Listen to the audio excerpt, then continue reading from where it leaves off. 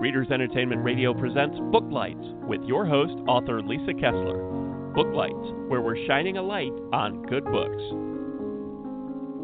Is it Monday already? How can it be Monday already? But it is.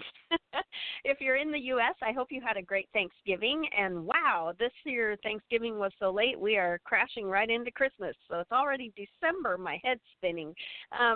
But this year was an extra fun holiday season because my good friend Tameri Etherton, who you're going to hear from in just a minute, is back in town. She's kind of she has multiple countries now, but she's from San Diego, so I know her and we've written together before, but then she moved to Scotland, and anyway, she's been back visiting, and while she was here, I said, oh, you have to come on Booklights because she had a new book out. So if you have never read Tameri Etherton yet, you're in for a treat, and I will read her bio here for you if you aren't familiar.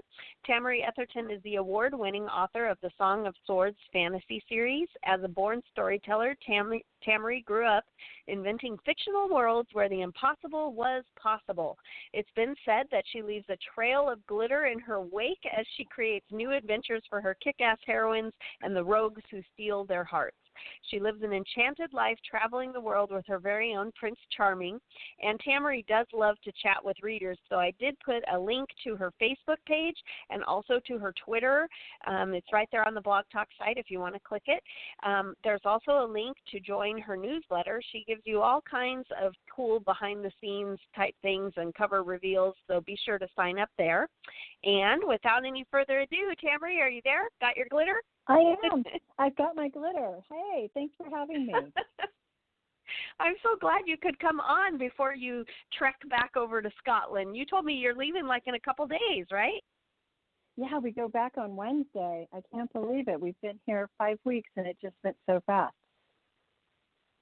It really did. It zoomed by. I can't believe you're leaving already. We are leaving and going back to so cold weather. Like, it's been beautiful in Southern California. The days of rain we had, I was so excited because that felt like home to me again, because I'm not used to all this sun and the heat. You're now a Scottish person. You're used to the gloomy rain. Yeah, I think so. And you know what, though?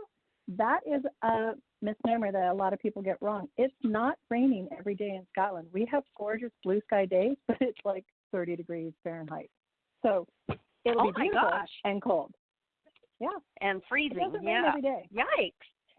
And freezing. Okay. I now own more coats than I ever thought I'd own. In California, I had one coat. In Scotland, I think I have 20, because you have different coats for different things.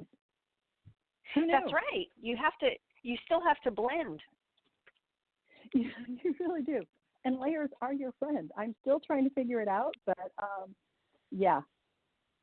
Coats. They're a thing. Well, you have a new book out called Sunset She Fights, and yep. When everyone sees this cover, it's not often that you see a cover with a green heroine on it. Can you tell everybody about your book? Yeah, so this is a fairy tale retelling based loosely on an ogress that people may know and love. And what happens is she was cursed. And every sunset, she turns into an ogress. And she hates it and resents it. And the whole book is about her coming to terms with, well, what can the ogress give her? What can she give the ogress? And how can she live in harmony with this curse? And, things go awry. And she has a little talking cat companion named Pora, who is hilarious and likes to stab her with the pointy tip of his sword. And is there a romance in it, too? Yes. Thank you for asking that, because I got off on Pora and I forgot about the romance. So a prince comes to her. She's living in her castle. Her mom is the Duchess of the Duchy. And a prince comes to her castle on his own quest and says, hey, I can use her as an excuse to get back to my beautiful palace and not be out on the road anymore, because he's not really an adventurer. And she has to hide the fact from him that she turns into an ogress every sunset. But what happened is, when he was first coming, he was in the forest, and wolves attacked, and those gorgeous green creatures saved him from the wolves. So he's kind of smitten with this gorgeous green ogress, and doesn't realize that it's Rain and the very shy, proper lady at this castle that he has stumbled upon. Oh, I love it. Yeah. And what I've done is I tied this book into 2 other series that I have. So the Theo, who is the prince who stumbles into her castle, he is actually the brother to Theron, who is the hero of my Fatal Fae series. And so I'm dovetailing the timelines between that, and also he has something to do with the elf race, which I call the Aleri in my Song of the Swords fantasy series. So they all are interconnected, and the characters kind of pop in and out and have something to do with each story, where they also have their own main stories in their own series. And it's been so much fun. I call it my Etherverse because they're all touching on each other. And then what I've done is I've created a pub called the Sugarly Dragon, and the pub is going to be in all the different universes of the books that I write. And so different characters will go to the Sugarly Dragon, but it's technically the same pub, just in different worlds.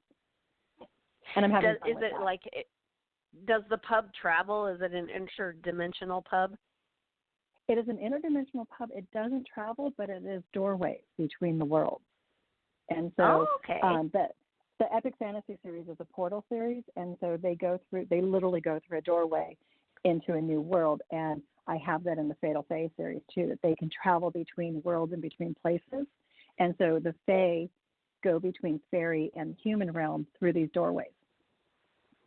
And so the Sugarly Dragon is one of those doorways.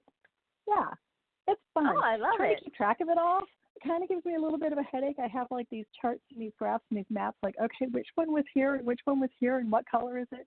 Because I make up different ribbons in different colors for the different series. And oh my gosh, why am I doing this? It's crazy, but it's fun. Well, since you brought it up, you have these other 2 series too, the Song of Swords and the Fatal Fae, and you just said that they're sort of connected, right? Do they go together? They don't go together because they are definitely their own worlds. But in book 1, Fatal Illusion of the Fatal Fae, Taryn, who is the heroine of the Song of the Swords series, she shows up in a vision that Rory, the heroine of Fatal Illusion, is having. And Rory's not sure if she's real or not. And so Taryn is definitely going to play a part in Rory's future of those books. And then it's also setting up after the Song of the Swords series ends, which hopefully will be in 2020, there's going to be a trilogy that is about the villain of Song of the Swords coming back to Earth, and it's a dystopian Earth. That was the fallout from the Fatal Illusion, Fatal Fae series. So complicated. Oh my gosh, I just confused myself. Wow. Our listeners are like, what? Yeah. Everybody's going, oh, I need a chart. I know. I'm telling you, I have charts. I have spreadsheets and I have charts, and I don't know how people can understand this. I need to put it on my website and explain it because I don't get it. I need to keep myself on track. I like planning. I like spreadsheets.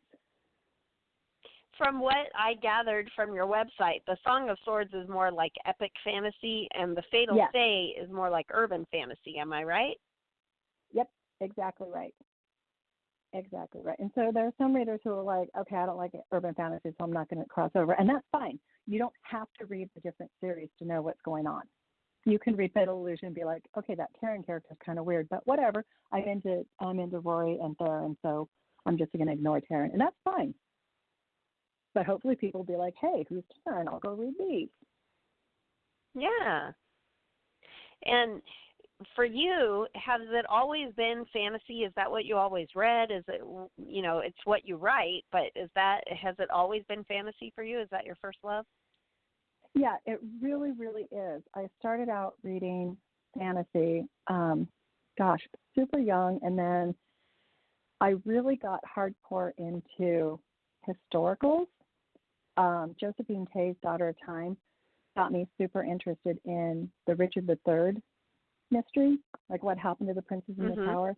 And then I read that Sharon K. Penman has a really wonderful series where Eleanor, Queen Eleanor back in 1100s, I think, she hires this man to be her spy, and he's like a bastard, and so he goes in and out of high society, and it's called The Queen's Man, and it's a whole series. I got really into those, and I started reading Philippa Gregory and Alison Weir, hardcore into those, and then, because to me, those were still fantasy, because it was history, but they weren't really, the writers weren't really there, so they're making stuff up, and I really loved it, and it was like, okay, they're creating this world, I can do that, and then really went deep diving into Anne Rice in my early 20s, David Eddings and Anne Rice. Yes, me too, Anne Rice fist bump. Yeah, we know because we met her together.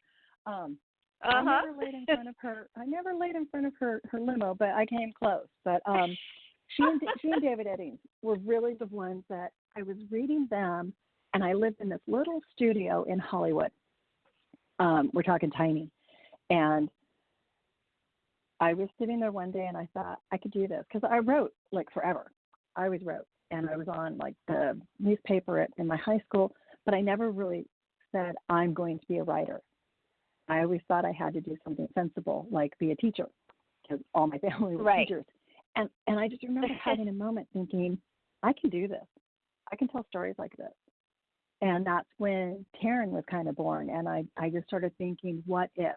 What if there's a woman who was raised on Earth, but then she's taken to this whole other world and finds out that, you know, she's got a family and she's got powers. And what would she do? What would she think? What was the world like? And then I'm here talking to you about books.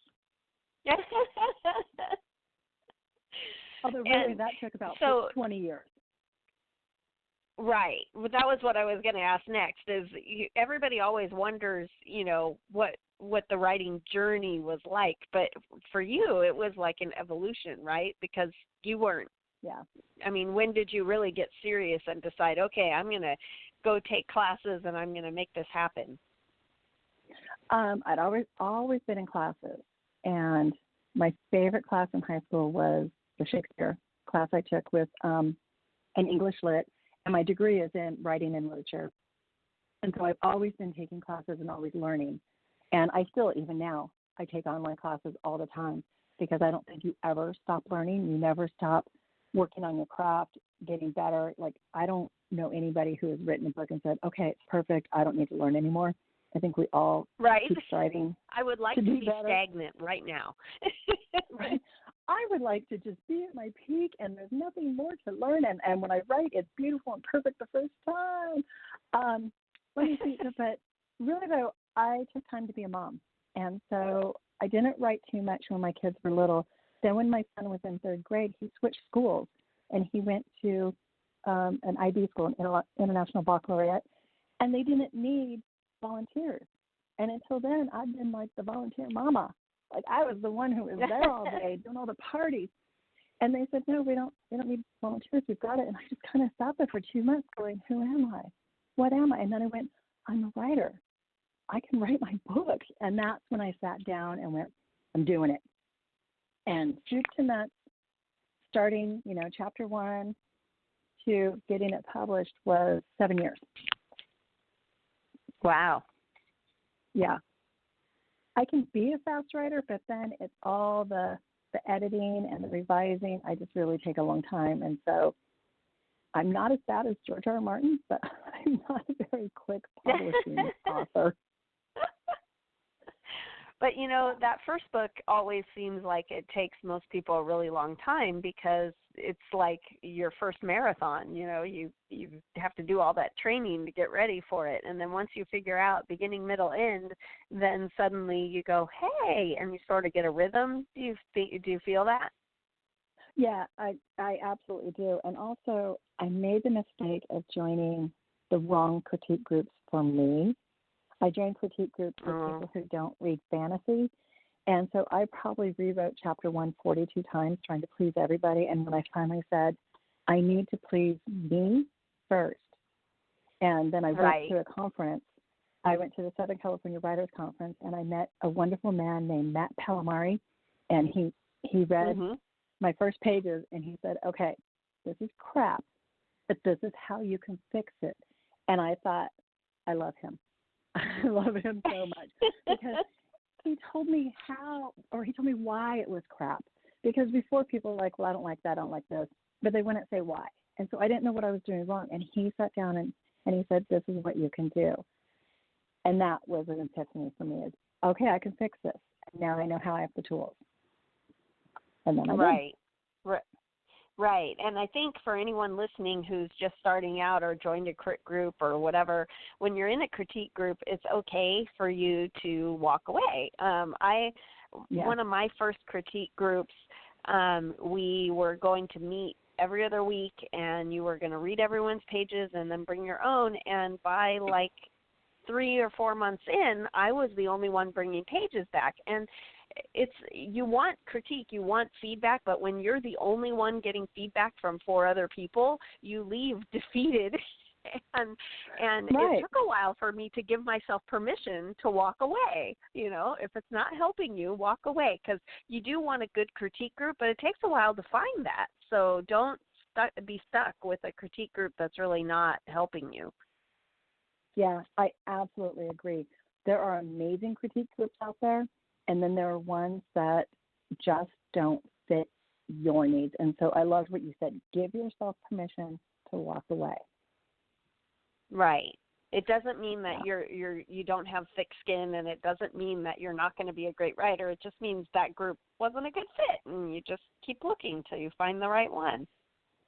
Exactly. And, you know, that's kind of what you have to do with reviews, too. If somebody leaves you a negative review, or they say something in your reader group or on Facebook or something, you just have to say, okay, this book didn't resonate with them. That's okay.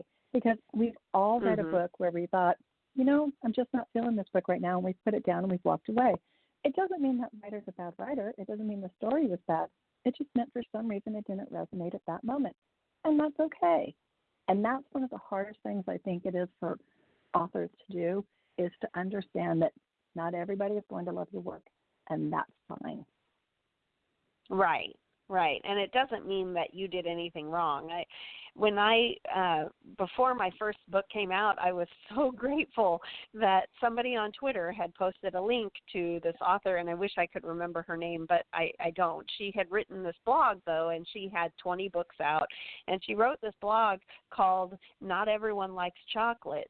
And it was about that her husband actually hates chocolate. And she said, and when I wrapped my brain around that someone could hate nature's most perfect food, she said, I also started to realize that, you know, if someone can hate chocolate, then some people are going to hate your book, because people hate chocolate.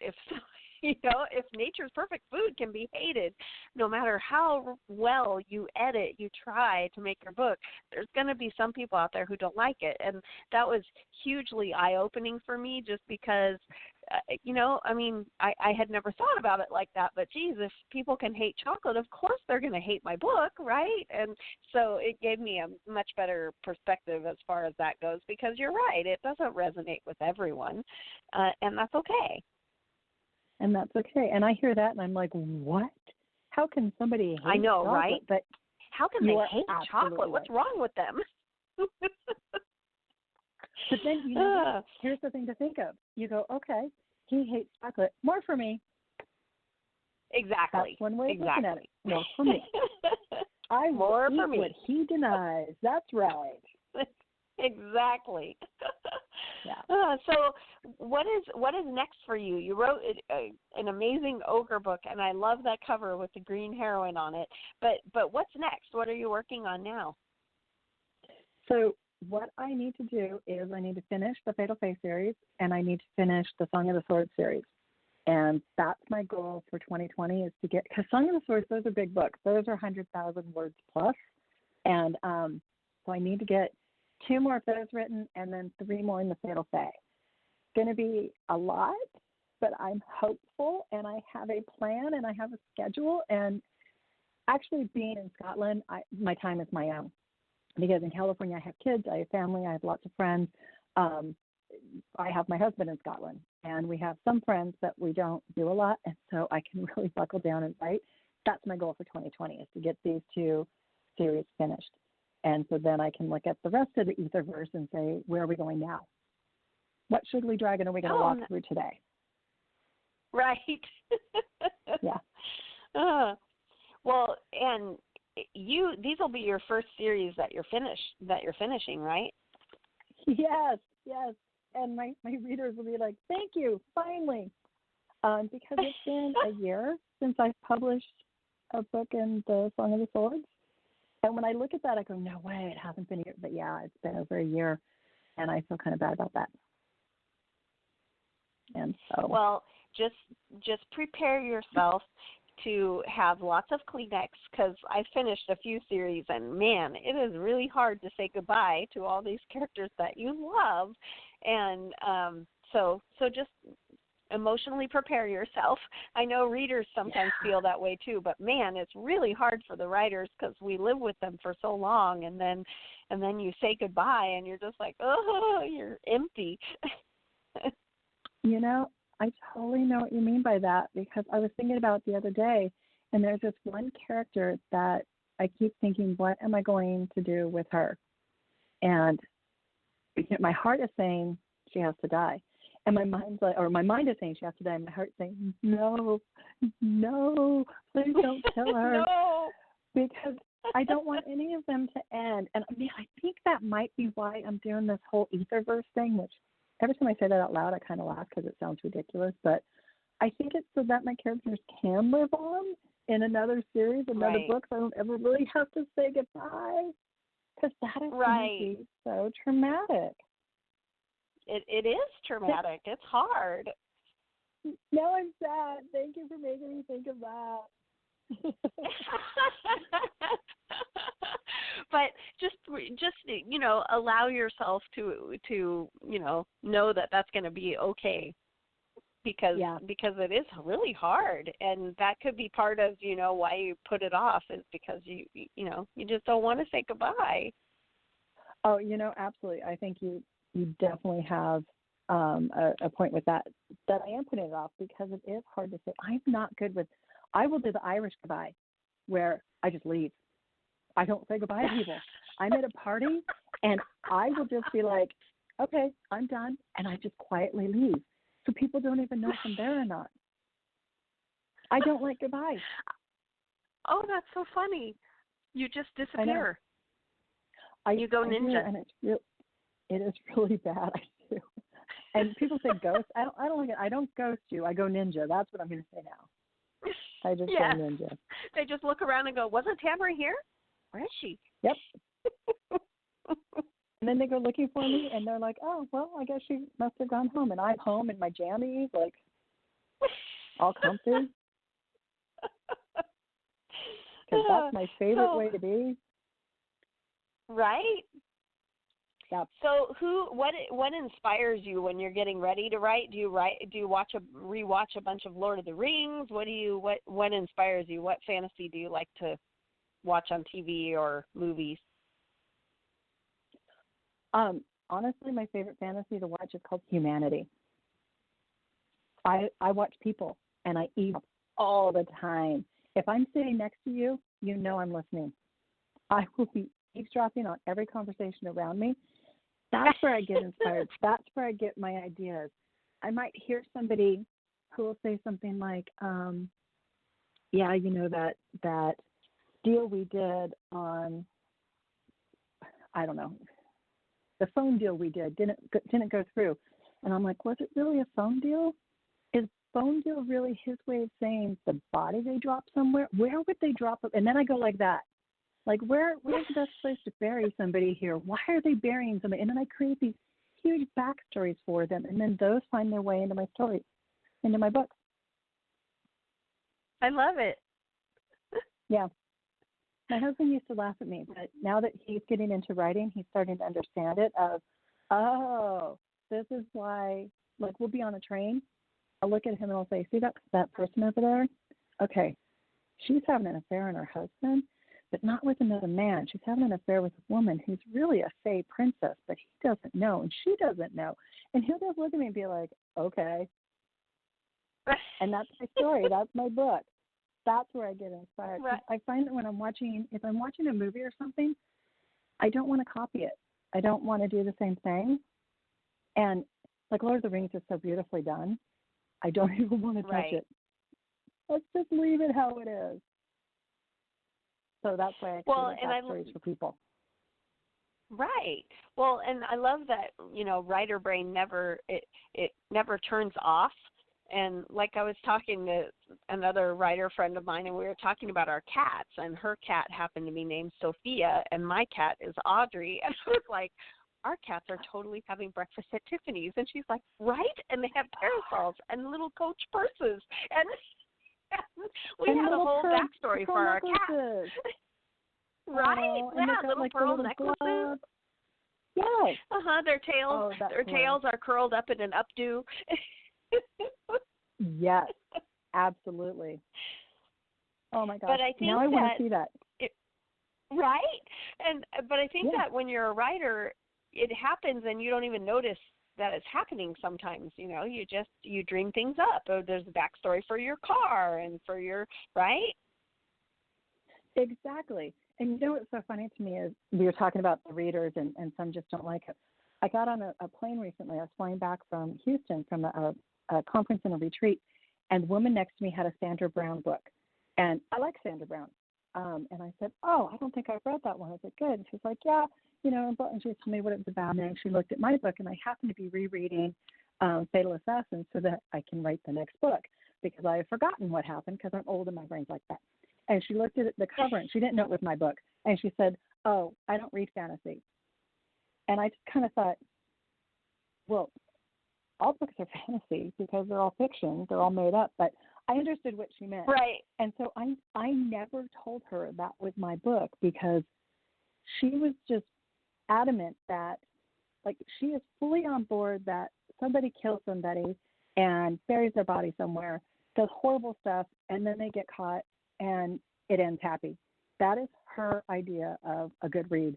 And she just, when you put magic into it or dragons, it's unbelievable. And she just could not get her mind out of that.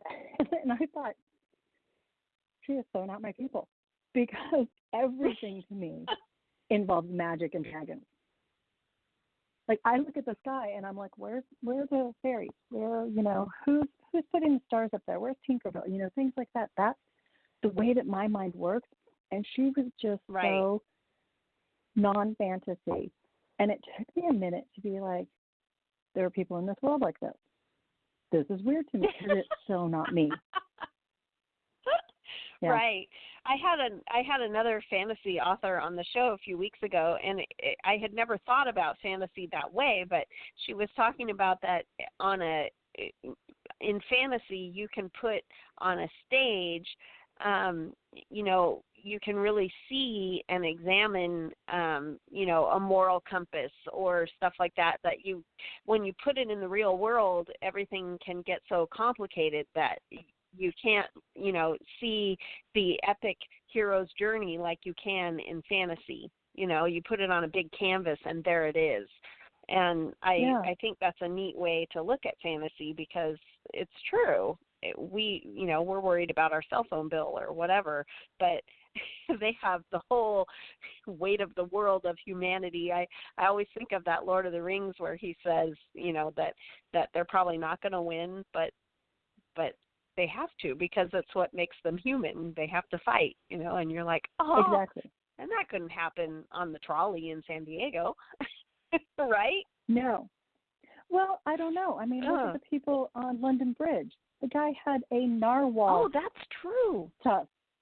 So, I mean, it does happen in the real world. I mean, that guy became a hero. I've even seen some little memes of him holding his little narwhal tusk, horn, whatever it's called, and then a cape. And they're calling him Narwhal Man. Yeah. So, I mean, it does happen. He didn't know if he would succeed or not, but he took his little narwhal horn and was like, you will not hurt people. And That's I love right. that. I love that. Uh-huh. Yeah. I agree. Well, we are rapidly running out of time, so before she cuts you off, can you tell everybody where they can find you online? Where should they hook up with you? Sure. I am on Facebook a lot, so just look for Tameri Etherton and my website, tamerietherton.com. And find me there, friend me, let's chat and talk about books. Yeah, and everyone go out and grab a copy of Sunset She Fights. It has the green heroine, and I know you'll love it. Thanks so much for being on, Tameri. Thank you. Thanks for joining us on Book See you Lights. later. Be sure to connect with us. From the excitement of nominations to the applause after the opening of an envelope at the big award shows, The Hollywood Reporter is your source for the inside scoop on the moments leading up to and celebrating the wins of your favorite films, actors, and all the people that made them. Follow the race at HollywoodReporter.com for predictions, reviews, and voters. Check out the THR Awards Hub for everything you need for award season coverage. Visit THR.com today and subscribe to our newsletters so you don't miss a beat. Ryan Seacrest here. When you have a busy schedule, it's important to maximize your downtime. One of the best ways to do that is by going to ChumbaCasino.com. Chumba Casino has all your favorite social casino games like spin slots, bingo, and solitaire that you can play for free for a chance to redeem some serious prizes. So hop on to ChumbaCasino.com now and live the Chumba life. Sponsored by Chumba Casino. No purchase necessary. VGW Group. Void where prohibited by law. 18 plus terms and conditions apply.